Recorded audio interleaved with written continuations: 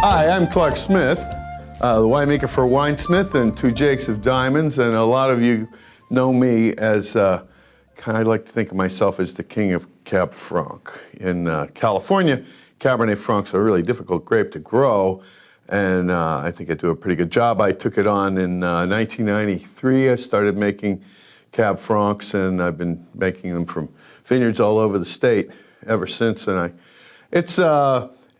there aren't a lot of people that make a varietal Cab Franc because there's a lot of challenges to it. And then I finally found I always had to blend different vineyards. Sometimes one would have tannin and the other would have some plums or some fruit in the center, but no structure to it, and I'd have to put them together. And I finally found in Diamond Ridge Vineyards the perfect combination, where really a vineyard that gave me a complete wine, and I've been making that since 2007, I think we got that down pretty good. So that's our regular Two Jakes of Diamonds Cab Franc that many of you are fans of and familiar with. So now we're going to take it to the next level, and this is one of the most interesting wines that I've ever made. And it's a whole series of wines. It's really a remarkable situation. So let me go right back to the beginning. One of my best pals is Guy Chip Cassidy, who used to be a retailer and is now a professor of wine history and wine sales at Florida International University, and he actually got me a job there too, so now I'm a hotshot professor at FIU. And Chip is also, besides being a really knowledgeable guy and a sweet guy, is the largest collector of books on wine in the English language. And one day in 2001, when we were judging one of the fairs together, he says, "Clark, I brought you along this book." And he said, "You know, I own 4,500 books on wine, and this is the best one, and I want you to borrow it from me." So this is my copy now. I gave him back that copy, but it really changed my winemaking forever. And God's Men and Wine by William Younger. Take a good look at that. William Younger died before this was published, and that's the reason that it's not better known, that there was never a book tour or anything, and it didn't get a lot of play. But he was a scholar interested in ancient winemaking. And so the book is, it's pretty thick. The Phoenicians, the Egyptians, the Georgians, everything's in here. But the problem is that we don't really know. We don't speak cuneiform, or we don't really know what the hieroglyphics say and that kind of thing. But we know Latin, and so about half the book, like from here to here, is about Roman winemaking, and so I'm reading that. And if you look up so I got really interested in how the Romans made wine, and I read this book, and I was really startled by some of the things that were revealed in here. The Romans used wine as a military weapon. You got a picture that you're a centurion in Gaul, in the middle of Gaul someplace, and everybody hates your guts because you're a Roman and you're the conqueror and everything, and you got 99 guys with you, and you're it. So what you have to do is convince these people that civilization has benefits, and what you do is you find a hot spring and you build a bath on it, and you have them over and you go, "Hey, before we have dinner, what do you say we have a little steam bath here?" And then you come over and you got the brick oven baked bread, and then you dip it in the olive oil. Now the olive oil is coming from these olive trees that take many, many years to establish. So you don't get to have olive oil unless you have civilization, don't you see? And they're starting to go, oh yeah, this and that. And then you serve them a Roman wine. And the wines had to be so good, and the cheese and the whole meal had to be so amazing that on their way home, they'd look at each other and say, well, maybe we won't stab them in their beds tonight. And that's really the way the Romans controlled the empire for 1,000 years. So I got really interested in what kind of wine that would be. And then I also had heard, Robert Louis Stevenson said wine is bottled poetry, and I didn't really get that from the wines I was drinking. And so there were just a lot of hints that wine could be something else than what we buy at Dina De Luca. And so I tried to look at all what they were doing, what the formulas were, and I've studied in the country of Georgia, which the Romans inherited some practices from, and all that. So the big thing, I don't know if I want to blow the punchline here just yet. In 2001, I started making Roman-style wine, and I called it Roman Reserve Syrah. I made it from Renaissance Vineyard, way up in the Sierras, and I said, if I'm not going to the Romans didn't have any preservatives, and they didn't have pesticides and herbicides, and that's kind of the whole deal, is that that they were making wine without the technologies that we have today. So I got to thinking, what Younger reveals is that the Romans didn't use sulfites at all.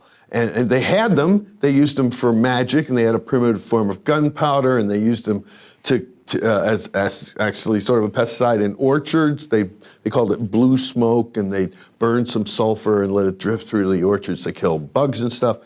But they didn't like the way it made wine taste. And so for 1,000 years, all over Europe, they were making wine without sulfites, without SO2. And any enologist will tell you that that's just impossible. And I thought that they were crazy, or that Younger was just mistaken or something. But he's going, look, I've been reading all these Latin cellar records, and I know exactly what they were doing, and I just don't find any references to blue smoke in 1,000 years of winemaking. So I found some people that said they didn't think it was a good idea, but that's about it. So in 2001, I made a Syrah with and without sulfites. And I liked the one without sulfites so much better. It was like the difference between a pasteurized and unpasteurized cheese. Now, of course, unpasteurized cheese is sort of dangerous. You have to know what you're doing. But, as much as I like a nice black diamond aged Vermont cheddar, it can't compare to what you get from an Italian Fontina or an Epoisse that's a raw milk cheese that's not pasteurized and just has all this amazing, unusual flavors in it. Some people say Epoisse smells like dog manure, but it's really, really good dog manure, if that's what it is. So anyway, unusual flavors, but really soulful and complex, and just, I pay $40 a pound for Epoisse.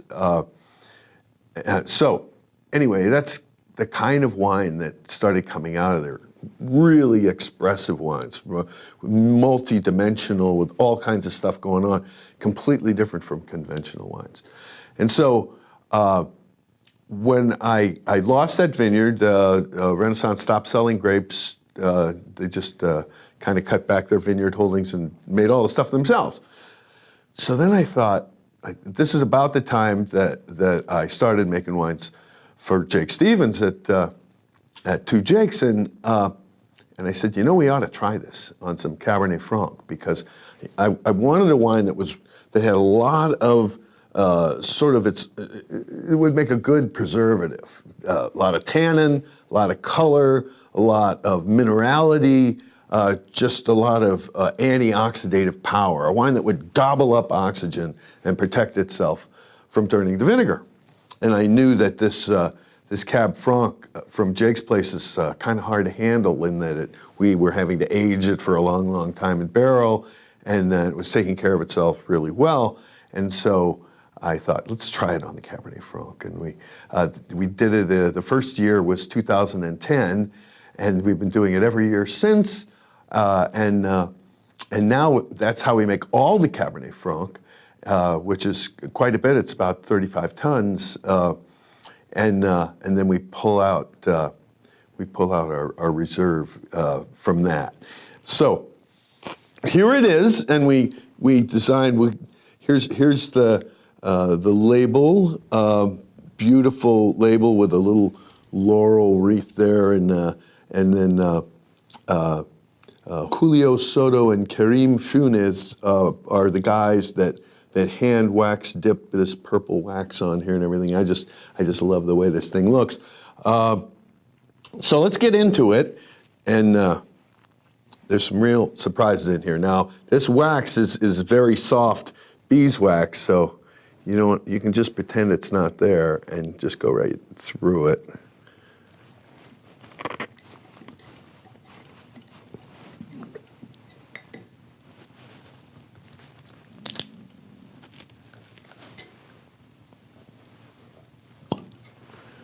And here we go. So this is a 2010, and we bottled it about 6 months ago. So it's 5 years in very old wood. I don't own any barrels that are less than 20 years old, and so it's not an oaky wine, but it's had a lot of time to develop, because the thing people don't realize is that we don't have oxidation problems with wines that don't have SO2. What we have is reduction problems, that the wines are tight and closed, and they can even be stinky when they're young. We have to give them some time to age and relax. If you read the books from UC Davis, they'll tell you that if you want to make sulfite-free wine, you have to drink it within a year, and you have to keep it in the refrigerator all the time. That's not my experience. But I've only been doing this for 15 years now, so what do I know? Okay, now, first you can see that it has this glorious color, not oxidized at all, just this beautiful red hue there. And okay, so what do we got? It's almost impossible to describe this wine. You do see lots and lots of the bright white cherry character that's always the mark of Diamond Ridge. A little bit of sage from the high desert where it's grown. And it's going to have that mineral energy in the finish. But there are so many other things here. I think I see a little bit of green peppercorn, a little porcini, just all kinds of stuff going on in this wine, where we have a microbial equilibrium where there's all kinds of organisms that are in equilibrium and giving us this really complex, almost indescribable nose.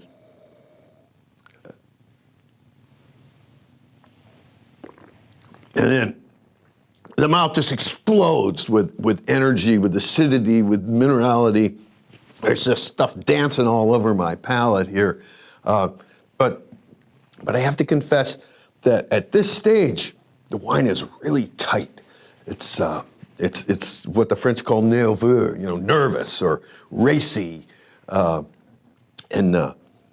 so if you want that wine to relax, I love to drink a half a bottle of this and then put the cork back in and let it sit for a couple of weeks. Sometimes I'll even put it in the trunk of my car and bang it around for a while. And that's what I got here. This is a bottle I opened 2 weeks ago. And so that gives it a chance to sort of relax. And, the chemistry, if you ask the guys at UC Davis about like Andy Waterhouse, he'll tell you that SO2 short circuits the wine's ability to take up oxygen about 12-fold. It reverses the reaction of the oxidative polymerization.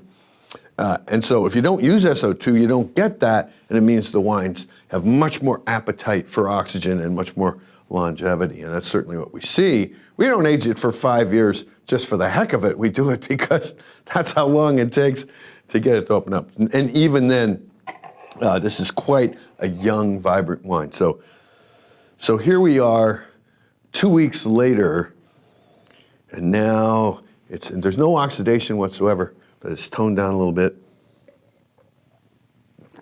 And now it's soft and round and generous, and there are just these like chocolate-covered cherries sitting right in the middle of the palate. And and a great richness and length. And so that's a really fun game to play with this wine. I wouldn't recommend it with any other wine, but the sulfite-free Cab Francs can do that. So there you go. Small wineries, the wine industry is all about faith, because it's one of those things that you can't try before you buy. And so all you got is the label and who made it and your own desires and stuff. For me, it was a really touching act of faith in me that Jake was willing to give me a whole truckload of Cab Franc year after year for me to make in this way. And so it's a real privilege for me to be able to make these wines, and an equal privilege that my fans, that my